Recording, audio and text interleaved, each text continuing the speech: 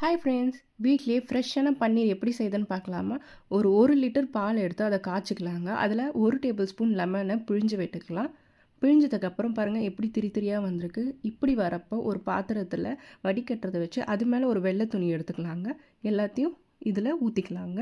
நம்ம திரி திரியாக பண்ணி வச்ச பாலை இப்போது இதில் குடிக்கிற தண்ணியை எடுத்து நல்லா ஒரு 3 to 4 டைம் வாஷ் பண்ணி எடுத்துக்கலாம். அப்போ தான் அந்த புளிப்புத்தன்மை அதுலேருந்து போகும். சரிங்களாங்க. நல்லா கழுவிட்டு இதை நல்லா புழிஞ்சு விட்டுக்கலாங்க. நல்லா டைட்டாக புழிஞ்சிக்கலாம். இதை பிழிஞ்சு விட்டுட்டதுக்கப்புறமேட்டு நல்லா வெயிட்டான ஒரு கல்லை இது மேலே வச்சிடலாங்க. ஒரு 1 hour கிட்டே இது இருக்கட்டும். பாருங்கள் எவ்வளோ அழகான பன்னீர் வீட்லேயே ஃப்ரெஷ்ஷாக நம்மளுக்கு கிடச்சிருக்கு. நீங்களும் இதேமாரி வீட்டில் ட்ரை பண்ணி பாருங்கள். இப்போது இது ஒரு ஏர் கண்டெய்னர் பாக்ஸில் வச்சுக்கலாம். 3 to 4 days கிட்ட நம்ம யூஸ் பண்ணலாம். இதை மறக்காமல் ட்ரை பண்ணுங்கள். பாய்.